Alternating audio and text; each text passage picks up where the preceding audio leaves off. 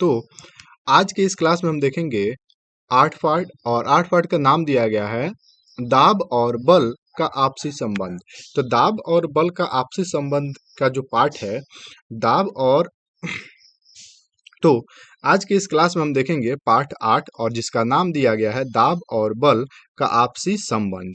तो दाब के बारे में पढ़ना है, बल के बारे में पढ़ना है, ठीक है, और इसमें क्या क्या संबंध है उसके बारे में पढ़ना है। तो 8 पार्ट में टोटल जितने सारे क्वेश्चन दिए गए हैं उन सभी प्रश्न का उत्तर हम लोग इस वीडियो में देखेंगे, ठीक है, या फिर इस क्लास में हम लोग देखेंगे। तो चलिए वीडियो शुरू करते हैं और आगे बढ़ते हैं इसमें, ठीक है। तो पहला जो क्वेश्चन दिया गया है वो देखिए क्या कह रहा है निम्नलिखित प्रश्नों के उत्तर एक शब्दों में दीजिए। यानी कि निम्नलिखित जो प्रश्न दिए गए हैं उनका उत्तर एक शब्द में आपको देना है, ठीक है। चलिए देखते हैं जी। तो पहला प्रश्न दिया गया है कि पृथ्वी द्वारा सभी वस्तुओं पर लगाया गया आकर्षण बल क्या होता है। तो पृथ्वी द्वारा सभी वस्तुओं पर लगाया गया जो बल होता है उसका नाम है गुरुत्वाकर्षण बल। तो यहाँ पे भरेंगे गुरुत्वाकर्षण बल। आगे देखिए, बोला गया है कि प्रश्न 2 में इकाई क्षेत्रफल पर कार्य करने वाला बल क्या है, ठीक है।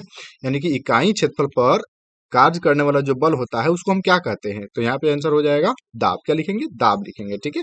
चलिए आगे बढ़ते हैं। 3 नंबर प्रश्न कर रहा है कि तरल द्वारा ऊपरमुखी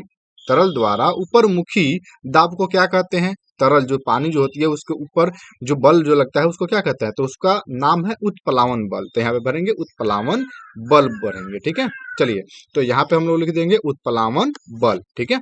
आगे देखिए 4 नंबर क्वेश्चन क्या कह रहा है। 4 नंबर क्वेश्चन कह रहा है वह बल जो वस्तु को जल में तैरते हुए रखती है। वह बल जो वस्तु को जल के ऊपर जो है वो तैरते हुए रखती है उसको हम क्या कहते हैं। तो उसका नाम है उत्प्लावन बल, ठीक है। चलिए आगे देखते हैं। 5 नंबर प्रश्न कह रहा है कि इकाई क्षेत्रफल पर लगने वाला वायु दाब जो होता है वो उसको हम क्या कहते हैं, ठीक है।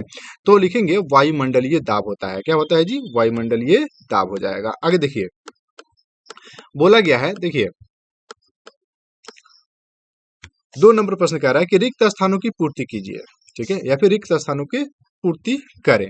अब देखिए यहाँ पे बोला गया है कि ठोस द्वारा केवल डैश दिशा में दाब आरोपित किया जाता है। तो ठोस द्वारा किस दिशा में दाब आरोपित किया जाता है जी? तो नीचे की तरफ। देखिए ठोस जो वस्तु होता है हमेशा नीचे की तरफ दाब वह डालता है, ठीक है। तो यहाँ पे क्या भरेंगे? नीचे। देखिए यहाँ पे लिख दिया गया नीचे, ठीक है। चलिए आगे बढ़ते हैं। अगला प्रश्न कह रहा है 2 नंबर का 2 नंबर, ठीक है। चलिए देखिए, बोला है वायु द्वारा आरोपित दाब का मान डैश दिशा में होता है। तो यह सभी दिशा में हो जाएगा। क्या हो जाएगा? यहाँ पे भरेंगे सभी दिशा में। आगे देखिए 3 नंबर, द्रव द्वारा आरोपित दाब डैश दिशा में होता है। तो इसमें भी क्या हो जाएगा? सभी हो जाएगा, ठीक है। आगे देखिए, दाब की इकाई है। दाब की इकाई क्या होती है? तो दाब की इकाई होती है पास्कल। क्या होती है? पास्कल होती है, ठीक है। आगे देखिए 5 नंबर प्रश्न कह रहा है कि जल की गहराई में दाब का मान डैश होता है। क्या होता है? अधिक। जल की गहराई में जो दाब का जो मान होता है वो अधिक होता है, ठीक है। चलिए आगे बढ़ते हैं। आगे हम लोग देखेंगे 3 नंबर प्रश्न कह रहा है कि निम्न पर सही या गलत का निशान लगाइए, ठीक है। तो पहला नंबर प्रश्न कह रहा है कि ठोसों द्वारा, ठोस जो वस्तुएं होती है उनके द्वारा उसके भार के कारण होता है। देखिए क्या है? ठोसों द्वारा दाब। देखिए ठोसों द्वारा, तो इसका पहला प्रश्न क्या कह रहा है?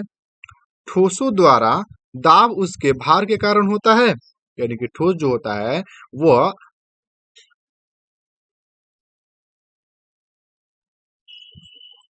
तो पहला प्रश्न दिया गया है ठोसों द्वारा दाब उसके भार के कारण होता है। तो ये ऑप्शन हो जाएगा गलत। आगे देखिए 2 नंबर, 2 नंबर का 2 नंबर प्रश्न कह रहा है द्रव में गहराई के साथ दाब का मान बढ़ता है। तो जी हाँ, जितना ज्यादा गहराई रहेगा उतना उसका दाब बढ़ेगा। तो ये ऑप्शन क्या हो जाएगा? सही हो जाएगा। आगे देखिए, वायु में भार होता है। वायु में भार होता है जी? तो हाँ, वायु में भार होता है, यानी कि वजन होता है, ठीक है। ये ऑप्शन सही है। अब वायु में भार कैसे होता है? जैसे मान लीजिए आप एक बैलून ले सकते हैं, उस बैलून में आप उसको अपने मुंह से फूंक करके उसको फुलाइए और देखिए उसको हवा में छोड़िएगा तो वह नीचे की तरफ ही जाता है। तो इससे यह सिद्ध होता है कि वायु में जो होता है वो भार होता है, ठीक है, वो उड़ेगा नहीं। तो इसमें ऑप्शन क्या हो जाएगा? सही हो जाएगा। आगे देखिए 4 नंबर प्रश्न कह रहा है, इसका 3 का 4 नंबर देखिए क्या कह रहा है। क्षेत्रफल का मान घटने पर दाब का मान घटता है, तो ये ऑप्शन हो जाएगा गलत। ठीक है, ये ऑप्शन क्या हो जाएगा? गलत। चलिए अब इसके आगे देखते हैं 4 नंबर प्रश्न। 4 नंबर प्रश्न कह रहा है कि बल एवं दाब में क्या अंतर है? बल और दाब में अंतर क्या है? तो लिखेंगे उत्तर में, बल एक खिंचाव या धक्का है, जबकि प्रति एकांक पर लगने वाला बल को दाब कहते हैं। ठीक है, यानी कि बल क्या होता है? किसी वस्तु को खींचिए तो जितना आप बल लगाइएगा उतना वो वस्तु आपके तरफ आएगा। ठीक है, लेकिन अब बोला गया है इसमें दाब क्या होता है? जैसे मान लीजिए कोई सा भी एक बैलून ले लीजिए, ठीक है, उसको आप अपने हाथों से पुश कीजिएगा, तो जितना आप प्रेशर से उसको पुश कीजिएगा उतना वो क्या होगा? आपसे वो पिचक जाएगा, फिर वो फूल जाता है। ठीक है, जैसे आप हाथ हाथ हटाइएगा वो फिर फूल जाएगा। चलिए आगे, बल का इकाई न्यूटन होता है। बल का इकाई क्या होता है? न्यूटन। जबकि दाब का इकाई क्या होता है? पास्कल होता है। ठीक है, आगे जब जाइएगा अगले क्लास में तो उसमें आपको लिखवाया जाएगा एसआई मात्रक। ठीक है, एसआई मात्रक यानी कि बल का एसआई मात्रक न्यूटन और आपको लिखाएगा दाब का एसआई मात्रक पास्कल। ठीक है, तो इस तरह से अभी हम लोग यही जानेंगे, क्योंकि इसके आगे वाले क्लास में हम लोग देखेंगे ये सब चीजें। ठीक है, और अभी हम लोग जानेंगे कि बल का इकाई क्या होता है? न्यूटन होता है, और जबकि दाब का इकाई क्या होता है? पास्कल होता है। ठीक है, जब अगले क्लास में जाएंगे 9th 10th में तो वो हमको पढ़ना है, तो उस पर हम लोग ध्यान नहीं देंगे। चलिए आगे बढ़ते हैं। 5 नंबर प्रश्न कह रहा है कि आप पिन को नुकीला क्यों बनाते हैं? ठीक है, पिन जो होता है, जैसे आप आल पिन देख लेते हैं, लड़कियां सब ज्यादातर यूज करती है पिन, वो सब भी आप देख सकते हैं। जो आप देखते होइएगा अपने स्टेबलाइजर में यूज करते हैं, वो सभी पिन देखे होइएगा, एकदम नुकीला होता है। उसको नुकीला ही क्यों बनाया जाता है? क्या कारण है कि नुकीला बनाया जाता है?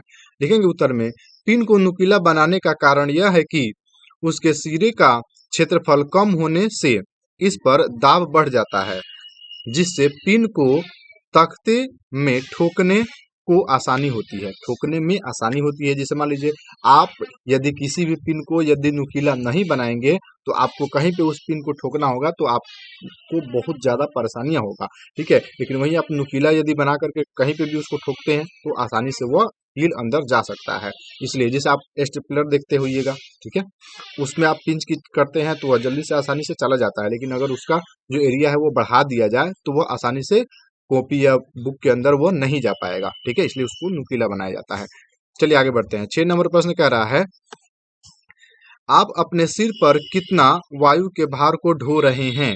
अगर आपके सिर का क्षेत्रफल 100 वर्ग सेंटीमीटर है तो अगर आपके जो सर है, जो हेड है, उसका अगर क्षेत्रफल जो है वो 100 वर्ग सेंटीमीटर अगर बढ़ा दिया जाए तो आप कितना हवा का प्रेशर आप अपने माथे पे झेल सकते हैं? ठीक है, या फिर लेकर के चल सकते हैं? चलिए आगे लिखेंगे उत्तर में, अगर मेरे सिर का क्षेत्रफल 100 वर्ग सेंटीमीटर हो तो वायु का भार 100 किलोग्राम होगा। यानी कि जब अगर हमारे सर का जो वजन है, सॉरी, अगर हमारे सर का जो क्षेत्रफल अगर 100 वर्ग सेंटीमीटर अगर कर दिया जाए तो हम 100 केजी वजन को ढो करके चलेंगे। किसको? वो हवा को। ठीक है, चलिए आगे बढ़ते हैं। अगला प्रश्न कह रहा है 7 नंबर, पर्वतारोही पर्वत के ऊपर चढ़ने में सांस लेने में कठिनाइयों का सामना क्यों करना पड़ता है? ठीक है, यानी कि पर्वतारोही होते हैं, जो पहाड़ पर चढ़ने वाले व्यक्ति होते हैं, वो जैसे जैसे ऊपर चढ़ते जाते हैं उनको सांस लेने में दिक्कतों का सामना करना पड़ता है। तो उनको दिक्कतों का सामना क्यों करना पड़ता है? क्या कारण है कि दिक्कतों का सामना करना पड़ता है? तो लिखेंगे उत्तर में, पर्वतारोही जिस प्रकार पर्वत पर ऊपर की ओर चढ़ते हैं, वायु का दबाव घटता है, जिसके कारण उन्हें सांस लेने में कठिनाइयों का सामना करना पड़ता है। यानी कि जैसे जैसे वो ऊपर बढ़ते जाते हैं तो दबाव जो होता है ना वो घटते जाता है। ठीक है, दबाव जो होता है वो वायु का जो प्रेशर होता है वो धीरे धीरे घटते जाता है, जिसके कारण उनको सांस लेने में दिक्कतों का सामना करना पड़ता है। चलिए आगे बढ़ते हैं। 8 नंबर प्रश्न देखेंगे। 8 नंबर प्रश्न कह रहा है कि पास्कल ने कैसे दर्शाया कि द्रव सभी दिशाओं में दाब आरोपित करते हैं? तो कोई एक एग्जाम्पल लेकर के उन्होंने समझाया होगा, वही हम एग्जाम्पल इसमें लिख देंगे। चलिए लिखते हैं, देखेंगे इसमें क्या है। ब्लेज पास्कल, एक फ्रांसीसी वैज्ञानिक ने एक उदाहरण के द्वारा यह दर्शाया कि द्रव सभी दिशाओं में द्रव सभी दिशाओं में दाब आरोपित करते हैं। उन्होंने एक रबड़ की गेंद में सुई से चारों तरफ छेद कर लिया। ठीक है, उन्होंने क्या किया, एक गेंद लिया रबड़ का और सुई से चारों तरफ उसको क्या कर दिए? छेद कर दिए। इसे दबाकर अंदर का वायु बाहर निकाल दिया और इसको दबा करके अंदर का जो हवा जो है उसको बाहर निकाल दिया। उसके बाद एक जल भरे बाल्टी में डुबोया, यानी कि दबाए रखे हैं और उसके बाद क्या कर रहे हैं, एक जल से भरा बाल्टी है उसमें लेकर के जा रहे हैं। लेकर के जाने के बाद उस जल से भरे बाल्टी में वो अपना हाथ छोड़ देते हैं। ठीक है, गेंद से दाब हटाते ही जल छिद्र की सहायता से गेंद में चला जाता है और जैसे ही वो अपना हाथ से जैसे ही वो अपना हाथ से दाब हटाते हैं तो गेंद के अंदर जितने सारे छिद्र होती है उससे पानियां जो होती है उसके अंदर प्रवेश कर जाती है, जल जो होती है वो प्रवेश कर जाती है।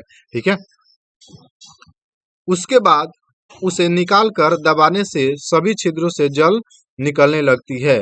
तो इस बात का सूचक है तो यह इस बात का सूचक है कि द्रव सभी दिशाओं में दाब आरोपित करते हैं। यानी कि तब जाकर के उन्होंने क्या किया, जो पास्कल साहब थे वो बाल्टी से वो गेंद निकालते हैं बाहर और फिर उसको पुश करते हैं, दबाते हैं, तो गेंद में जितने सारे छिद्र किए थे उन सभी जगहों से पानियां जो होती है वो बाहर निकल करके आने लगती है, जिसके कारण से उन्होंने यह साबित किया कि जो द्रव जो होता है वो सभी दिशाओं में क्या करता है, बल आरोपित करता है या फिर दाब डालता है। तो आज के लिए इतना ही, फिर मिलते हैं अगले क्लास में, तब तक के लिए जय हिंद, वंदे मातरम।